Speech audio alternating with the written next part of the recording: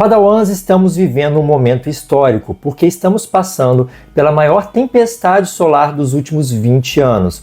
E essa tempestade já provocou auroras em diversos lugares do mundo. O aviso de tempestade solar severa foi dado por uma agência dos Estados Unidos e permanece até o domingo, começou na sexta-feira, dia 10 de maio. Essas tempestades têm potencial para causar diversos problemas na Terra, como blackouts de rádio, quedas nas linhas de transmissão de energia, apagões em alguns pontos do mundo. Além disso, ela pode afetar a Estação Espacial Internacional, afetar componentes eletrônicos de satélites, o que pode, dependendo da situação, levar à sua queda e também provocar oscilações nos sinais de GPS. Bom, mas essa tempestade atual, o que de fato ela provocou até o momento aqui no planeta Terra? Ela de fato provocou algum desses problemas? Ainda pode provocar? E essas auroras vistas em diversos lugares do mundo, né?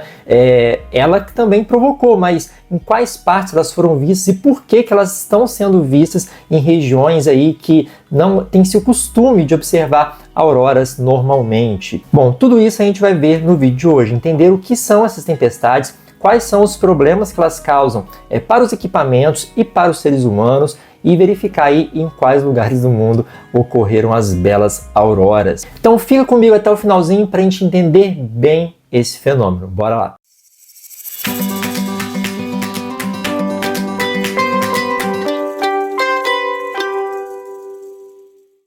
Padawans, segundo a Administração Nacional Oceânica e Atmosférica dos Estados Unidos, NOAA, na sigla original em inglês, uma forte tempestade geomagnética atingiu a Terra desde sexta-feira, dia 10, e vai continuar até o final de semana. Eles emitiram esse comunicado inicialmente aí para uma tempestade G4, daqui a pouco eu falo melhor sobre isso, mas ela evoluiu aí para uma tempestade G5, que é a maior da escala de tempestades geomagnéticas, né? Os meteorologistas espaciais, que são que são chamados os cientistas que estudam essas interações do Sol com a atmosfera superior da Terra, né? A parte superior da Terra, a ionosfera e também a magnetosfera. Bom, os meteorologistas espaciais da NOAA observaram então pelo menos 7 ejeções de massa coronal do Sol, com impactos esperados para chegar à Terra já ao meio-dia de sexta-feira, dia 10 de maio, né? E vão persistir até domingo, dia 12 de maio de 2024. E segundo o diretor do Centro de Previsão do Clima Espacial da NOAA, Clinton Wallace, este é um evento incomum e potencialmente histórico. A gente já teve uma super tempestade geomagnética, né, em 1859, que provocou aí diversos fenômenos aqui na Terra. Essa tempestade, ela foi muito forte e ela provocou auroras que foram observadas aqui do Brasil, ali na região de São Paulo, por exemplo, de tão forte que ela foi. Ela também acabou provocando danos em uma grande área da rede telegráfica lá dos Estados Unidos e em diferentes países também da Europa. Profissionais que trabalhavam nessas linhas de transmissão, nas redes elétricas e nos telégrafos alguns tomando choque com essa supercarga ali que os aparelhos receberam. Além disso, alguns desses aparelhos de telégrafos acabaram funcionando sozinhos, sem estarem ligados à eletricidade, por conta dessa super tempestade geomagnética, né, conhecida aí como evento Carrington. Mas será que essa de agora ela está tão forte assim? Será que ela vai provocar problemas como essa de Carrington? Bom, e a resposta até o momento é não. Tem que existir uma série de coincidências, né, entre as tempestades solares, a posição da Terra, né, para que uma tempestade solar ela consiga aí atingir esses efeitos, essas consequências aqui na Terra, como o evento Carrington.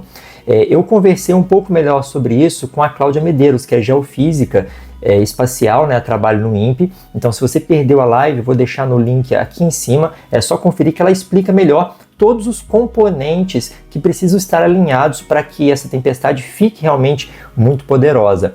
Mesmo as tempestades, às vezes, tendo ali a mesma intensidade, esses elementos precisam estar coincidentes para que ela cause realmente problemas como o evento de Carrington provocou.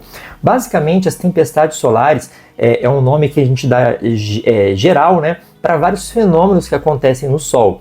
Bom, pessoal, essas tempestades solares, elas são eventos em que o Sol libera enormes quantidades de energia no espaço, né? Principalmente na forma de radiação eletromagnética e partículas energéticas, o que a gente chama aí de vento solar.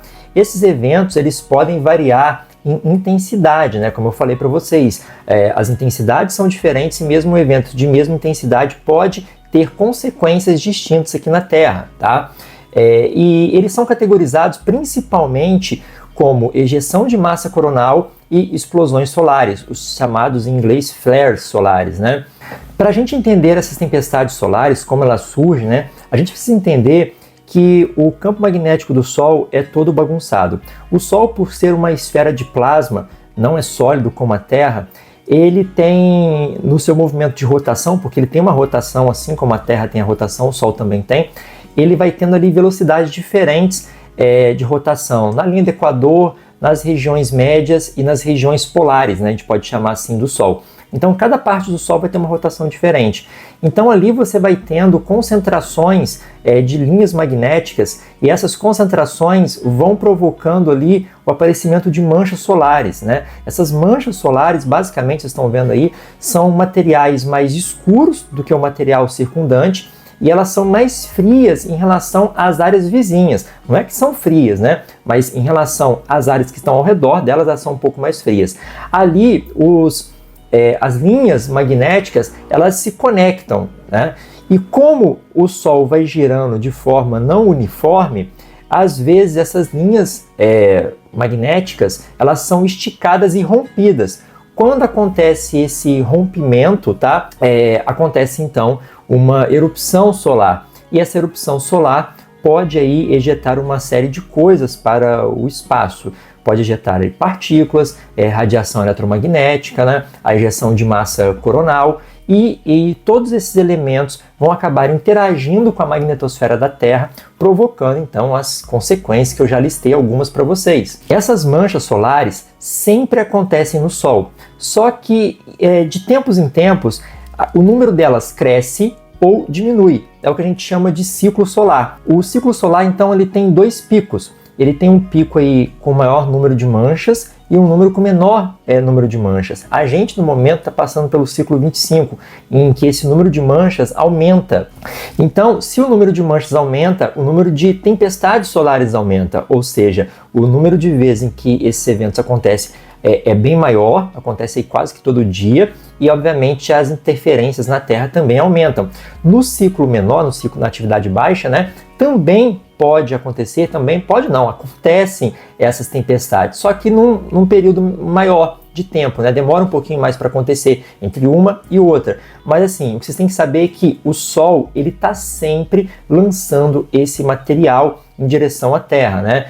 O vento solar está sempre atuando na Terra. Não é apenas no ano de 2024 que está acontecendo, é que esse ano a gente tem uma atividade maior e agora nesse final de semana a gente tem uma tempestade com mais intensidade, que chegou aí até no G5, né, uma tempestade geomagnética G5. Então esse rompimento das linhas magnéticas de uma mancha solar provoca as erupções solares, que acaba liberando ali uma forte carga de radiação eletromagnética e partículas para o espaço e potencialmente em direção à Terra. As erupções solares são classificadas em categorias, né, de acordo com a sua intensidade. Aí a gente tem a classe A, a B, a C, a M e a X.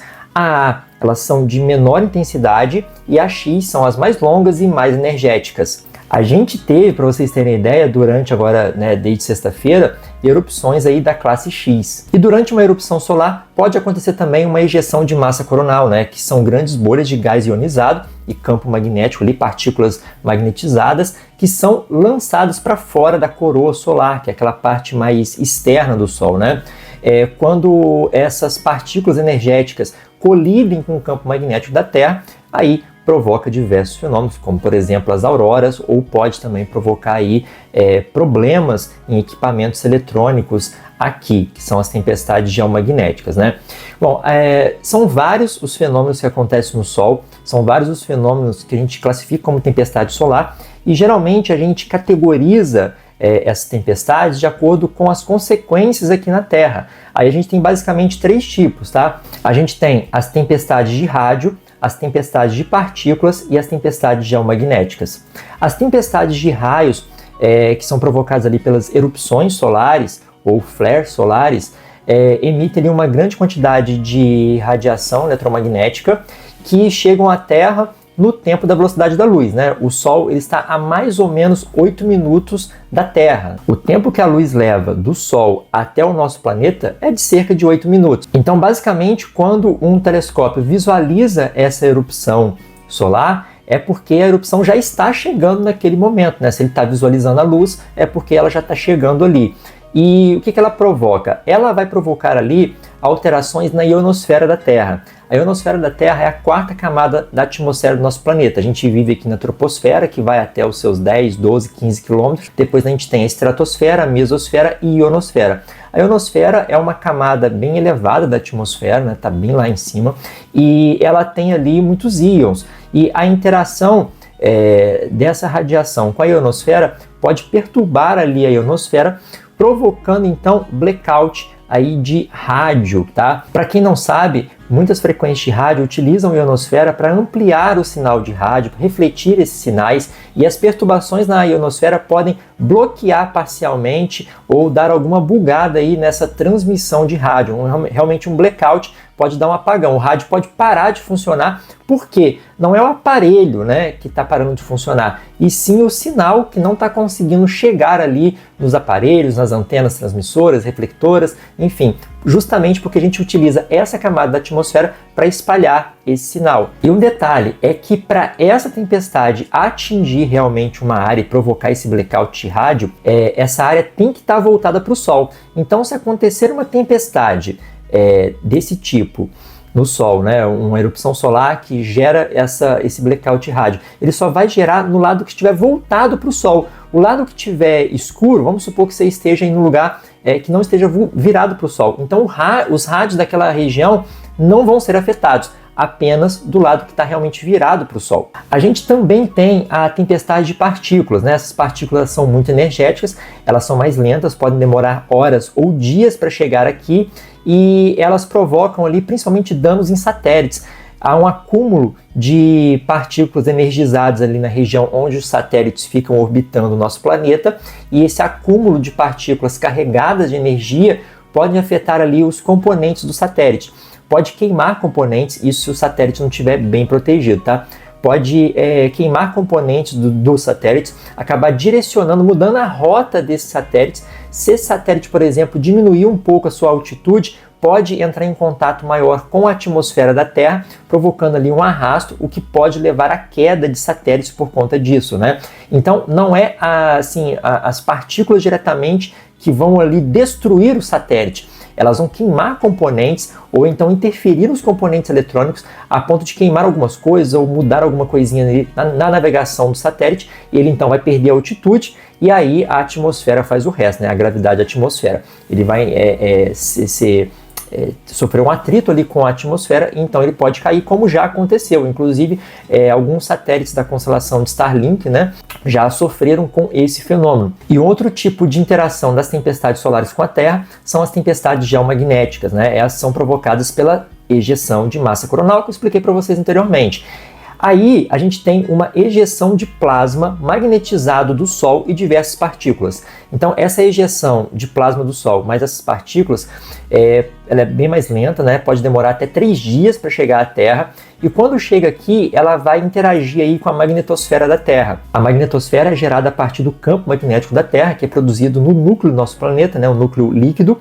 Esse campo magnético ele consegue blindar, bloquear esse plasma magnetizado, essas partículas que chegam da ejeção de massa coronal. Então, pessoal, essas tempestades geomagnéticas, elas vão ocorrer quando uma ejeção de massa coronal, né, essa onda de choque associada a uma explosão solar, como eu expliquei para vocês, atingem o campo magnético da Terra. As partículas carregadas e os campos magnéticos desses fenômenos solares vão interagir com o campo magnético da Terra, perturbando, energizando as partículas presas dentro da magnetosfera, interagindo também ali com a ionosfera.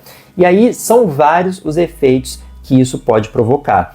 Bom, e um dos efeitos mais visíveis e espetaculares dessas tempestades geomagnéticas são as auroras boreais e austrais, né, que ocorrem quando as partículas energizadas colidem com os átomos na atmosfera terrestre, no caso na ionosfera, causando aí emissão de luz. A aurora boreal, ela acontece no hemisfério norte, a aurora austral acontece no hemisfério sul. São auroras polares, né? Porque elas acontecem realmente nos polos. Por que elas acontecem nos polos? É porque dali emanam as linhas do campo magnético da Terra e precisa ter interação das partículas carregadas de energia vindos do Sol com o campo magnético da Terra, né, com as linhas do campo magnético da Terra, na ionosfera, que é onde nós temos as partículas da atmosfera. Dependendo da partícula que vai ser atingida, essa luz então pode ser de diferentes cores, dependendo do átomo da molécula que foi excitado ali, devolvendo uma cor de luz diferente. É por isso que as auroras podem variar ali em tons de verdes, rosas, vermelhos, enfim, depende aí de cada partícula que foi excitada por essa onda de energia que vem do Sol. E como essa tempestade geomagnética foi do tipo G5, e a gente tem 5 classificações para as tempestades geomagnéticas, né, do G1 ao G5, G5 é a mais forte, então como ela foi muito forte, uma área maior do que aquelas que costumam presenciar a formação de auroras, pôde observar então esse fenômeno luminoso no céu. Basicamente, a área de atuação das auroras, por conta da intensidade dessa tempestade geomagnética, foi ampliada. Então, foi possível verificar auroras de diversos países da Europa, do Canadá, dos Estados Unidos, aqui da América do Sul, né, Chile, Argentina, Austrália, Tasmânia, Nova Zelândia, diversos países do mundo conseguiram registrar essas auroras. Eu até fiz alguns posts lá no meu Instagram mostrando fotos aí que eu recebi, que eu vi na internet de diferentes partes do mundo. Então tivemos registros de auroras na Alemanha, na Irlanda, na Inglaterra, na Itália, nos Estados Unidos, em diversos estados dos Estados Unidos, no Canadá, no Alasca, na Islândia já costuma ter mesmo, né? Então não é novidade nenhuma. Aqui na América do Sul, no Chile, na Argentina, na Austrália, né? Também na Tasmânia, que fica ao sul da Austrália, Nova Zelândia, enfim.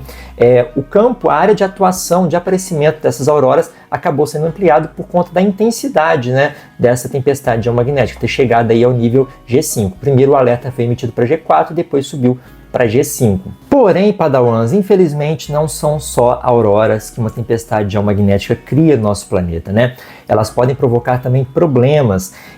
Um desses problemas é justamente nas redes elétricas e basicamente toda a nossa vida hoje é pautada nelas, né, nas redes elétricas. Então assim, pessoal, flutuações intensas, né, da interação dessas partículas energéticas do Sol com o campo magnético da Terra pode induzir correntes elétricas nos cabos de energia elétrica, sobrecarregando transformadores, causando falhas em redes elétricas, provocando algum tipo de apagão em alguns pontos.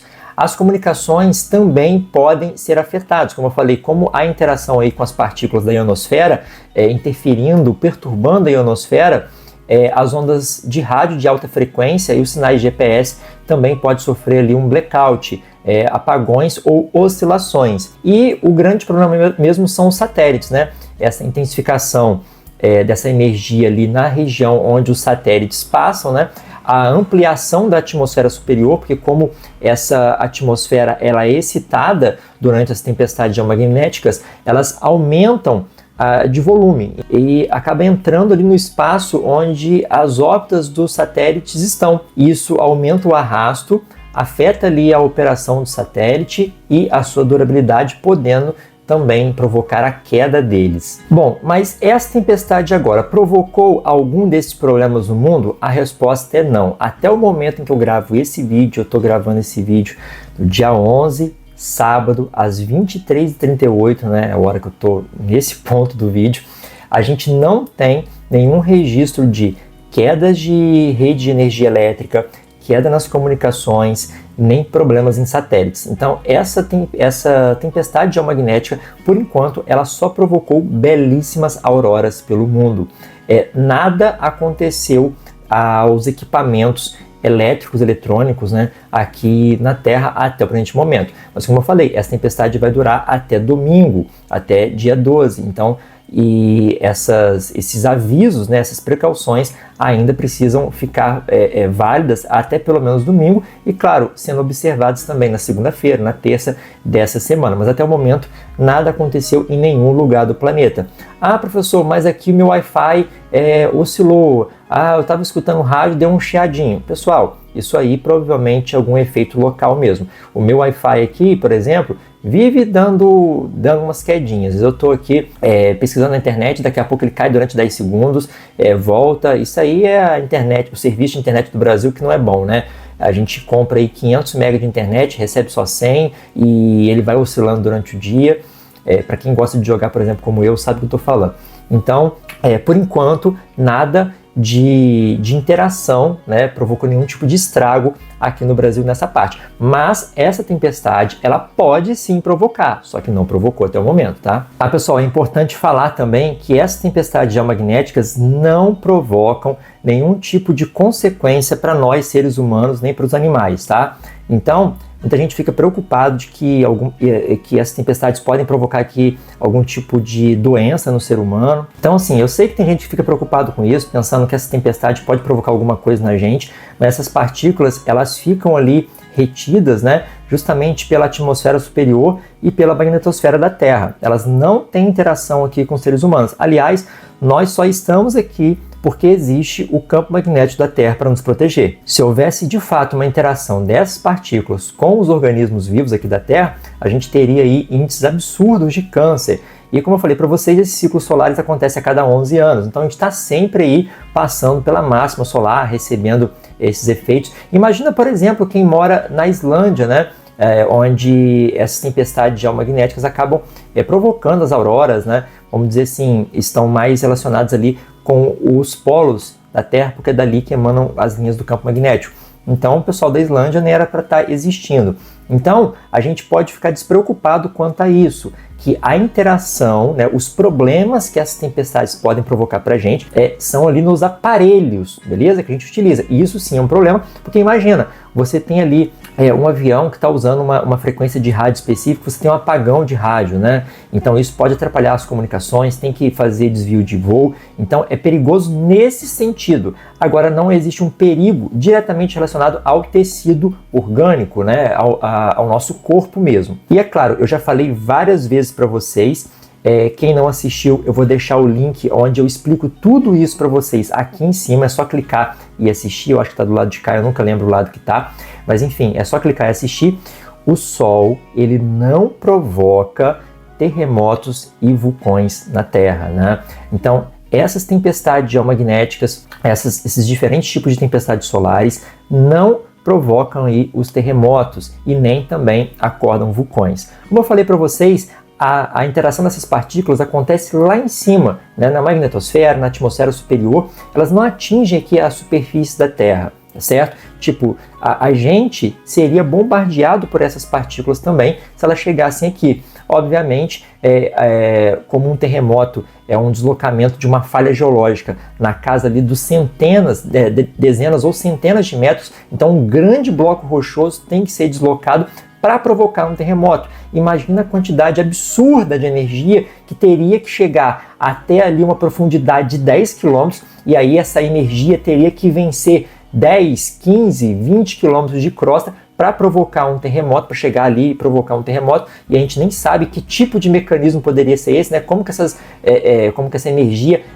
teria ali a interação para deslocar essas falhas geológicas. Isso nunca foi explicado por quem pensou essa hipótese, né? E a quantidade de energia para isso seria absurda. E a gente estaria no caminho dessa quantidade absurda de energia. Então, como que essa energia, ela vem lá do Sol, interage com a atmosfera alta, ela desaparece para aparecer, né, lá no subsolo, né, no fundo da crosta, para provocar terremotos sem passar por nós, porque ela deveria passar por nós e provocar aí problemas na superfície, né, por exemplo, com a gente. E isso não acontece. Bom, existem diversos estudos que refutam essa hipótese. Eu vou deixar 3 deles aqui nos comentários fixados. Aliás, nos comentários fixados não. Eu vou deixar aqui na descrição do vídeo, mas eu explico melhor isso aqui, ó, nesse vídeo. Clica lá se você tem interesse, se você não viu esse assunto, clica lá. Então, se por acaso acontecer um grande terremoto, por exemplo, a gente já teve aí a influência do Sol, né, nessas tempestades solares, na sexta e no sábado, e não tivemos aí nenhum grande terremoto e não tivemos aí nenhum grande vulcão acordando. Se isso fosse verdade, né, se o Sol disparasse esse gatilho mesmo, a gente já teria tido um terremoto 7, 8, sexta-feira ou hoje, né, enfim, isso não aconteceu. Tivemos sim milhares de terremotos, como todos os dias a gente tem milhares de terremotos de diferentes magnitudes, vários deles ali com magnitude 5, como todos os dias a gente tem, tá?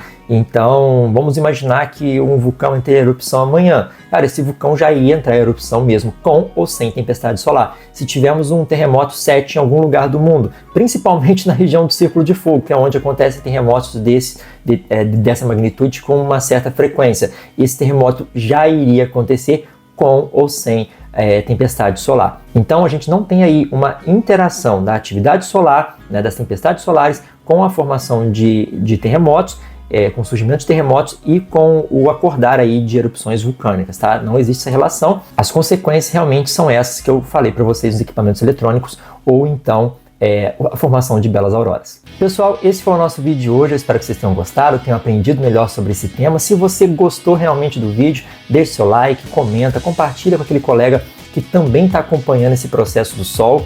E é claro, se você quiser ajudar ainda mais o canal, pense em se tornar membro. Nós temos 2 categorias de membro. Tem aqui embaixo também meu link de afiliado da Amazon. Se você costuma comprar coisas pela Amazon, clique aqui no meu link e compre por ele, porque assim você me ajuda também.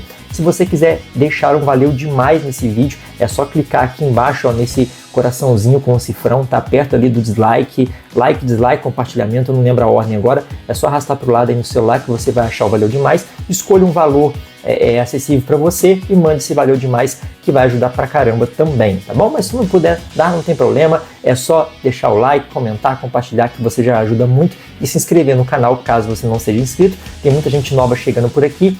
Eu agradeço demais a todos os inscritos novos. Vocês agora estão fazendo parte oficialmente aqui da nossa Liga do Jedi, né? Então vocês aí são os novos padawans geográficos.